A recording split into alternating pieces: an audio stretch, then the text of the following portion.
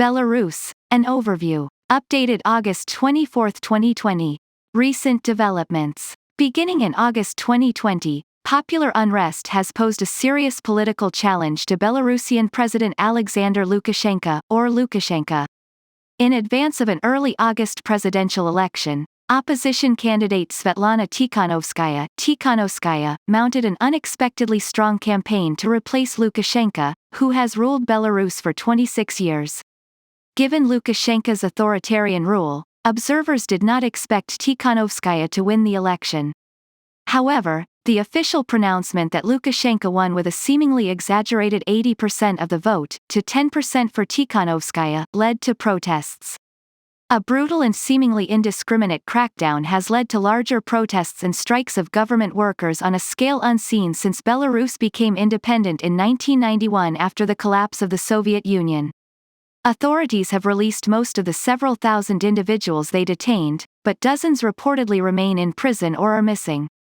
Tikhanovskaya and her children have left Belarus for their protection.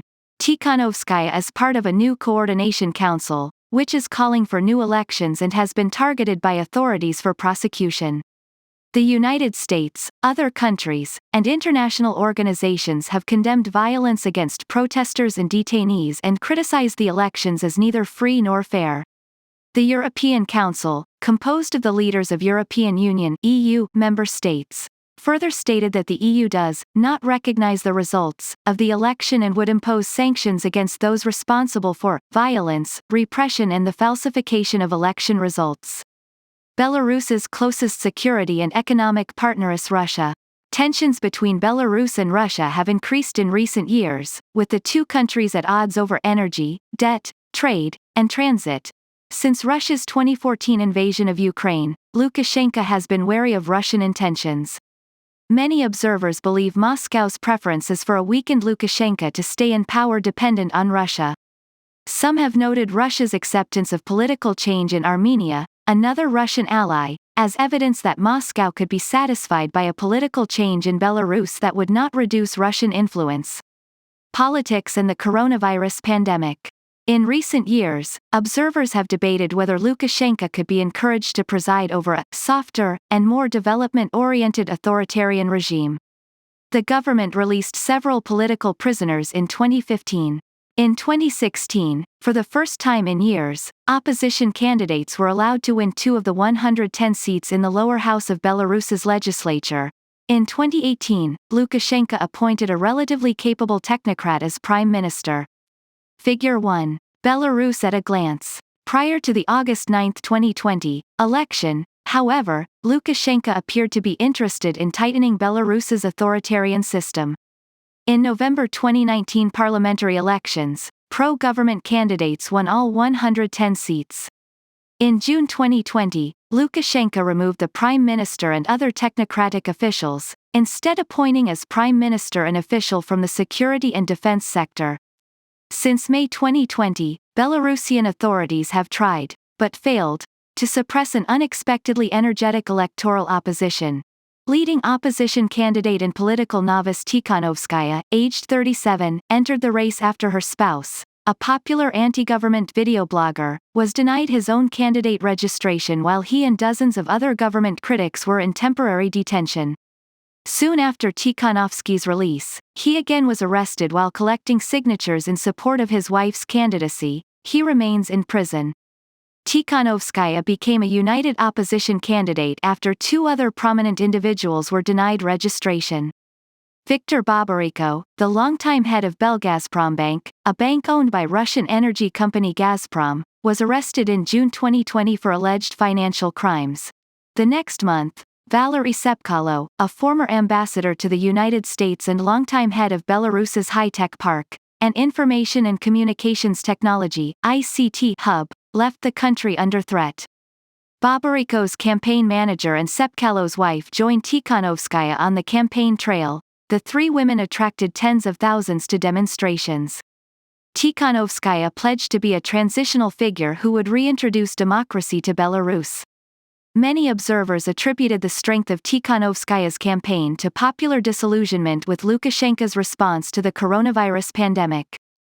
Lukashenko, who says he contracted coronavirus disease 2019, repeatedly derided the kind of public health measures other countries have taken in response to the pandemic. The government did not institute stay-at-home orders or other closures. Many Belarusians, local governments, and other institutions took preventative measures on their own. As of August 24, 2020, Belarus officially had reported more than 70,000 coronavirus cases and 646 deaths. Many observers believe the number of deaths is understated. In April 2020, Lukashenko said that, "No one will die of coronavirus in our country," and that seemingly related deaths were due to pre-existing conditions. Economy. After independence, the state retained a dominant role in Belarus's economy. Some argue that because Belarus avoided difficult market reforms, it experienced a relatively milder post-Soviet decline in the 1990s than its neighbors. Others contend that Belarus merely postponed necessary reforms. In 2018, the International Monetary Fund stated that the government's preference for a gradual, incremental approach to reform may lead to protracted vulnerabilities. The export of refined oil products, based on subsidized crude imported from Russia, is a major part of Belarus's economy. In 2015-2016, Belarus experienced a recession amid declining global oil prices and Russia's own economic downturn. Economic growth averaged 2.8% a year in 2017-2018 and slowed to 1.2% in 2019, due to the rising cost of Russian crude, see below. Belarus's gross domestic product (GDP) is expected to decline by at least 4% in 2020 due to the coronavirus pandemic. In 2019, half of Belarus's merchandise trade was with Russia.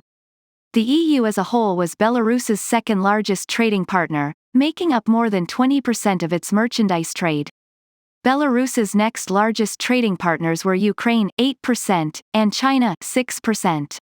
Less than 1% of Belarus's total trade is with the United States.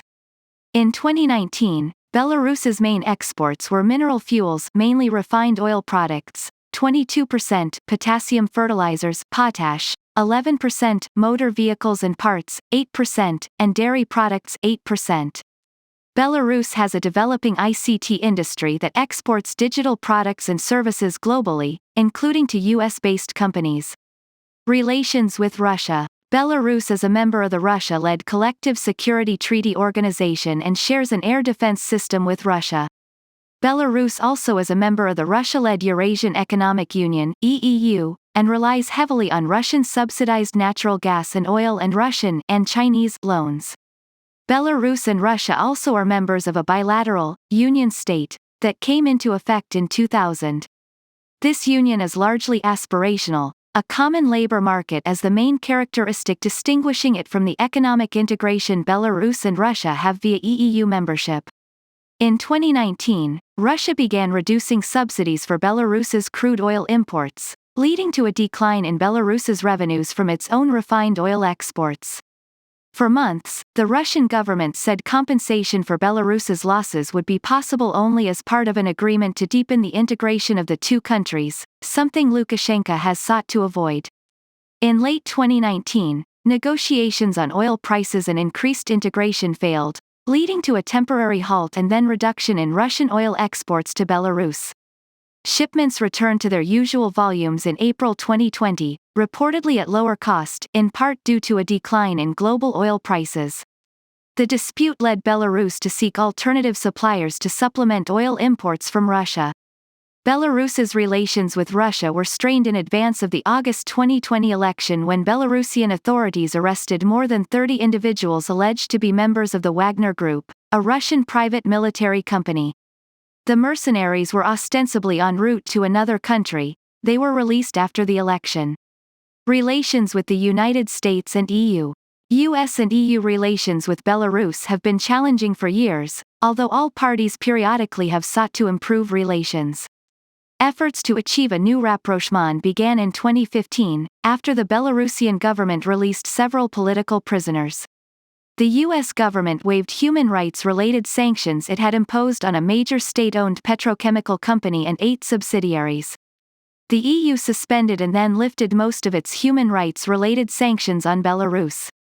As of May 2020, the United States retains sanctions on 16 Belarusians, including Lukashenka.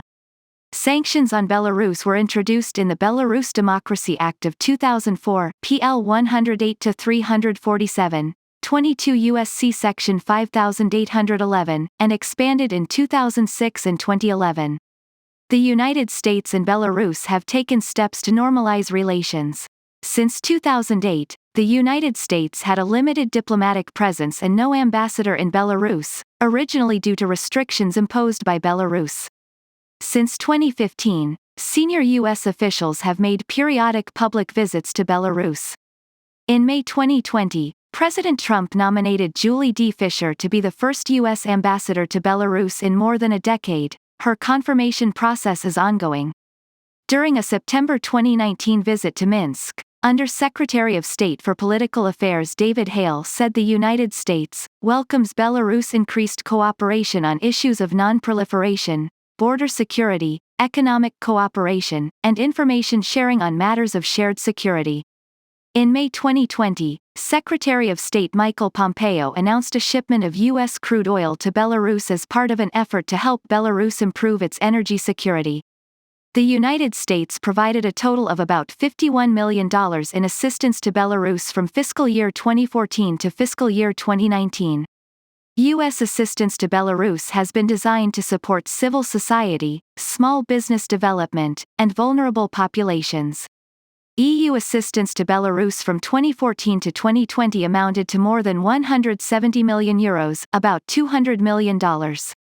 The European Bank for Reconstruction and Development and the European Investment Bank also have financed a variety of development projects in Belarus. Corey Welt, specialist in European affairs.